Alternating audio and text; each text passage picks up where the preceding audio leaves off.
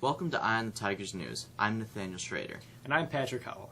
Thanks for checking in with us. Here's the news we're watching.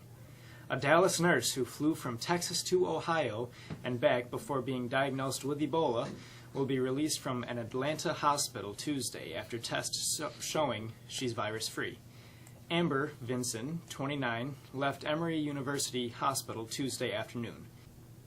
Vinson worked as a nurse at Texas Health Presbyterian Hospital, Dallas, and cared for Thomas Eric Duncan, a Liberian man who died of Ebola at the hospital on October 8th. That leaves only one person in the country who currently is positive for the virus. Department of Homeland Security Secretary Jay Johnson is ordering more security for more than 9,500 federal government buildings and their 1.4 million daily visitors. Johnson said in a statement Tuesday that the Federal Protective Service's new security measures are precautionary guards against continued public calls for terrorist organizations for attacks on their homeland and elsewhere, after 2 attacks last week on Canada's government. An unmanned commercial supply rocket bound for the International Space Station exploded moments after liftoff Tuesday evening, with debris falling in flames over the launch site in Virginia. No injuries were reported following the first catastrophic launch in NASA's commercial spaceflight effort. The accident was sure to draw criticism over the space agency's growing reliance on private U.S. companies in this post-shuttle era. Hawaii authorities say lava from a volcano is burning tires and other materials that could generate more smoke. The lava is forcing the evacuation of many residents on the Big Island, as dozens of homes are in its path. Lava entered inhabitants' areas last week after months of warning from geologists that it was slowly approaching the town. At least 50 to 60 structures are in the zone that officials warn will be likely to be hit soon. The lava is more than 2,000 degrees. Staying in Hawaii, an airline passenger flying out of Maui checked in with a weapon not often seen in baggage, the barrel of a cannon. Transportation Security Administration officials confirmed they spotted the cannon barrel last week in the checked luggage of a passenger. Locally, Republican challenger John Katko has taken a 10-point lead over Dan Maffei in the race of the 24th Congressional District, according to a Siena poll released on Tuesday. The reversal arrives 1 month after the Democratic incumbent enjoyed an 8-point lead over the former prosecutor. Maffei did maintain a substantial lead in the city of Syracuse despite slipping 8 points. Election day, of course, is next Tuesday, November 4th. Central New York is seeing its lowest gas prices in nearly 4 years. Some prices are below $3 a gallon. Analysts say the lower prices are due in large part to greater U.S. production. Those same experts are predicting the trend will continue. Well, we're seeing the early changes in our weather beginning today. With the details, here's Jacob Frazier.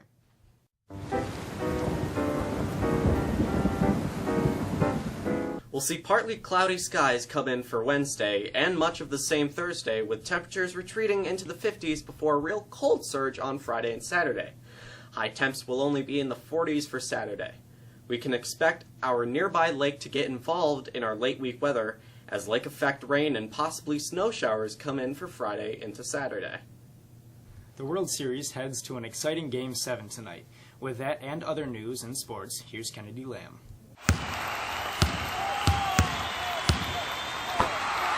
The Kansas City Royals wasted little time putting away Game 6 of the World Series on their way to a 10-0 rout of the San Francisco Giants, forcing a final Game 7. A close look at the number might be good news for Royals fans. Of the 36 previous Game 7s in World Series history, the home and road teams are split 18-18. However, since 1982, the home team has won 8 straight. We will see. First pitch is scheduled just after 8. And as one sport finishes up its season, another sport begins. The NBA kicked off its season last night with 3 games, highlighted by the defending champion San Antonio Spurs beating Dallas. A full slate of games is scheduled tonight.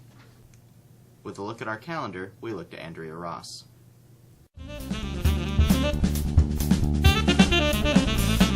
Our German visitors and their hosts are getting ready to leave for their trip to Washington, D.C. and then New York City. The trip begins tomorrow. Of course, Halloween is Friday. Students are invited to take part by wearing appropriate costumes. This weekend, the JROTC drill meet takes place here at the high school. And also this weekend, we'll gain an hour by turning the clocks back an hour as we return to standard time. Enjoy your week.